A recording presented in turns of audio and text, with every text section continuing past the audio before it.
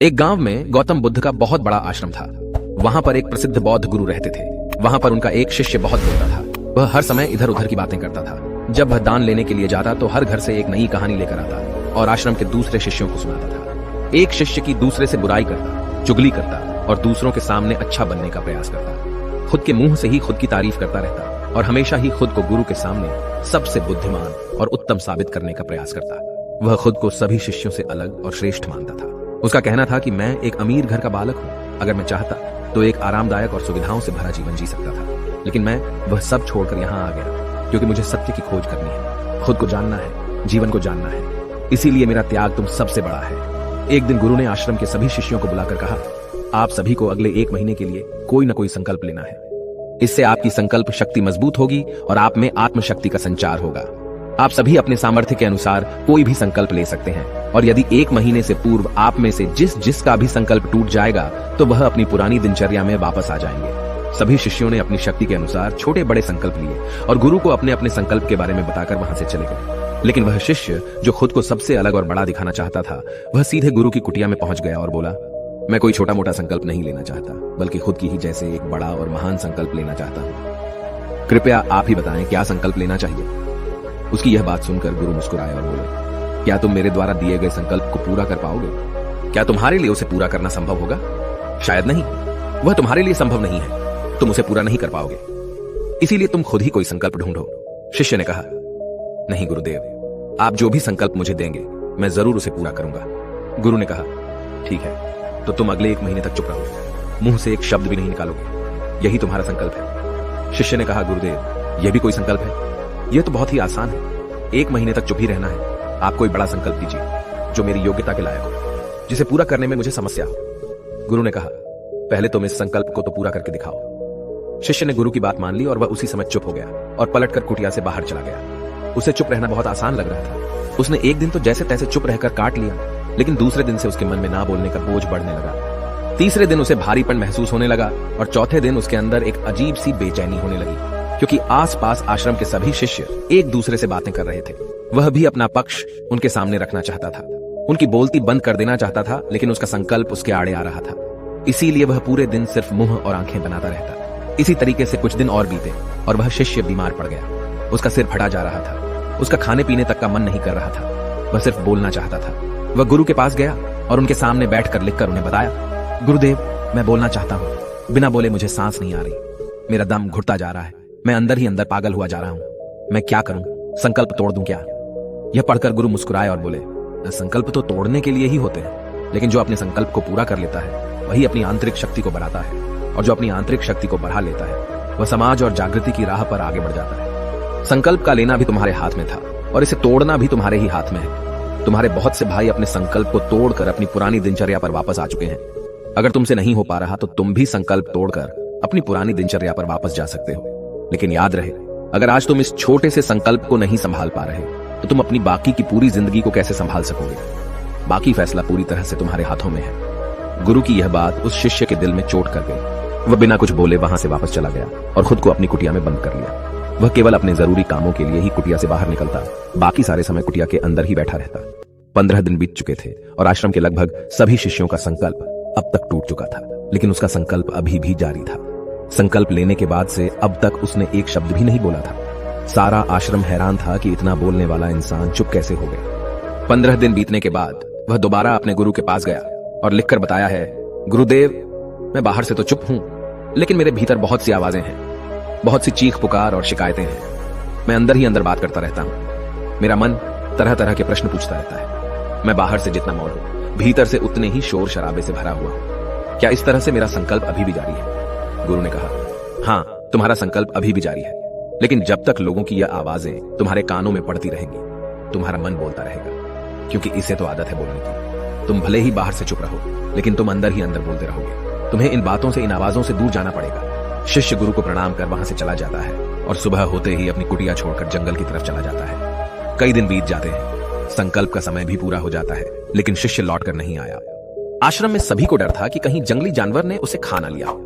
इस बीच उसे ढूंढने की बहुत कोशिश की गई, लेकिन वह कहीं नहीं मिला। सभी गुरु भाइयों ने मान लिया था कि जंगली जानवरों ने उसे अपना शिकार बना लिया है, लेकिन गुरु को ऐसा नहीं लगता था। एक दिन आश्रम का एक अन्य शिष्य गुरु के पास आया और बोला, गुरुदेव, हमारे उस अधिक बोलने वाले भाई के साथ क्या हुआ होगा? क्या जानवर ने उसे मार दिया होगा? गुरु ने कहा, हो सकता है कि जानवरों ने उसे अपना शिकार बना लिया हो, लेकिन उसके न लौटने की एक दूसरी वजह भी हो सकती है। शायद उसे वह मिल गया है जिसके लिए वह गया था।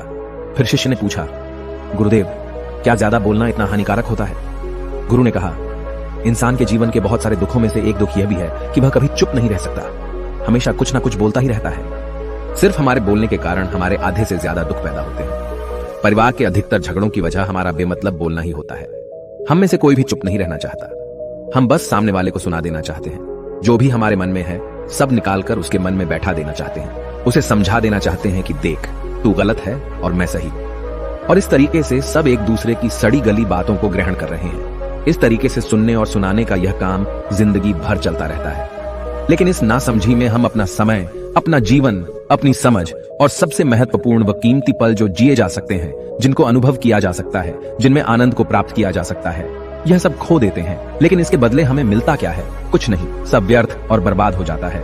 इस पागलपन में हमने क्या खो दिया, इसका एहसास केवल कुछ ही लोगों को हो पाता है। बाकी लोग जैसे उन्हें अपने आने का पता नहीं, वैसे ही उन्हें अपने जाने का भी पता नहीं चल पाता। शिष्य ने कहा, तो फिर इसका समाधान क्या है?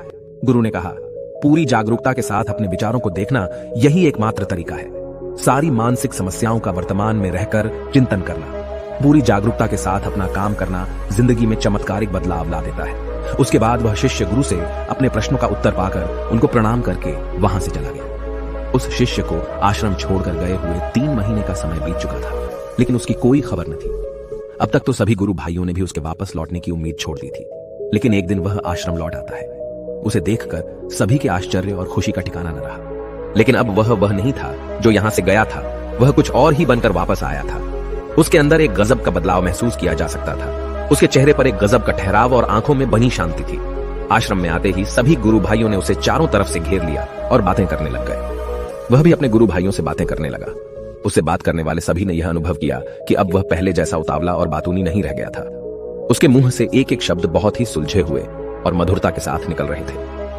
थोड़ी देर तक गुरु भाइयों से बात करने के बाद वह सीधा गुरु की तरफ चला गया। उसने गुरु के चरण छुए और कहा, गुरुदेव, क्या मैं अब भी मौन हूं? क्या अब भी मेरा संकल्प जारी है? गुरु ने कुछ देर तक शिष्य की आंखों में बड़े ध्यान से देखा और कहा, हाँ, तुम अब भी मौन हो। तुम्हारे मुंह से एक भी शब्द निकल नहीं रहा और तुम्हारा संकल्प अभी भी जारी है। शिष्य ने कहा, गुरुदेव, जब मैं आश्रम से गया तो मैं मुंह से तो चुप था, लेकिन मेरे अंदर बहुत सी आवाजें थी। मन में बहुत से प्रश्न थे और वह बंद नहीं हो रहे थे, तो मैं जंगल में चला गया, इस उम्मीद से कि वहां मुझे शांति मिलेगी और मेरे मन की बकबक कम हो जाएगी। लेकिन मैं जितना एकांत में जाता गया, मेरे अंदर की आवाज उतनी ही तेज होती गई। मेरे भीतर की पुरानी से पुरानी आवाज मुझे सुनाई देने लगी। तब जाकर मैंने महसूस किया कि मैं कितना गलत कर रहा था। जब मैं अपने परिवार वालों, दोस्तों को और गुरु भाइयों को बुरा भला कहता था, तो उस समय मुझे लगता था कि मैं सही कह रहा हूं। जब मैं गुरु भाइयों की एक दूसरे से चुगली करता था और उनका मजाक बनाता, तब भी मुझे यही लगता था कि मैं उनसे बेहतर हूं और मैं सही कर रहा हूं। लेकिन उस दिन मैंने पहली बार महसूस किया कि मैं कितना गलत बोलता था। काफी दिनों तक ये आवाजें, ये शिकायतें मेरे अंदर चलती रहीं, लेकिन धीरे धीरे करके एक दिन ये सारी आवाजें मेरे अंदर से समाप्त हो गई। अब मैं भीतर से भी मौन हो गया। उस घने जंगल में बाहर से कोई बोलने वाला था नहीं और भीतर कोई आवाज बची ही नहीं थी, और मैं उस दिन पहली बार मौन का सही अर्थ समझा। मेरे चारों तरफ बहुत शांति थी। हालांकि अभी भी कुछ आवाजें आ रही थी जो पहले भी आती थी, लेकिन मैं उन्हें सुन नहीं पाता था। पर अब वह सभी आवाजें मुझे स्पष्ट रूप से सुनाई दे रही थी। हवा के चलने की आवाज, चिड़ियों के चहकने की आवाज और पानी के बहने की आवाज, ये सभी आवाजें मैंने पहली बार पूरे होशपूर्वक सुनी। अपने चारों तरफ इतनी शांति मैंने पहले कभी महसूस नहीं की थी। तो इस शांति को भंग करने के लिए मैंने पहली बार अपने मुंह से कोई शब्द निकाला। मैं चिल्लाया, हे ईश्वर, ये कैसी शांति है? सभी कुछ इतना शांत क्यों है? ऐसा क्या हो गया? लेकिन मेरे चिल्लाने के बाद भी शांति भंग नहीं हुई। सब कुछ पहले जितना ही शांत था, बाहर भी और भीतर भी। हे गुरुदेव, मैंने अपने गुरु भाइयों से बात की, मैंने आपसे बात की, मैं बोल रहा हूं, मैं चल रहा हूं, मैं सब कुछ देख रहा हूं, लेकिन मैं अपने भीतर एकदम एकांत में हूं, मौन में हूं, भीड़ में होता हूं, तब भी भीतर से अकेला एकांत में होता हूं।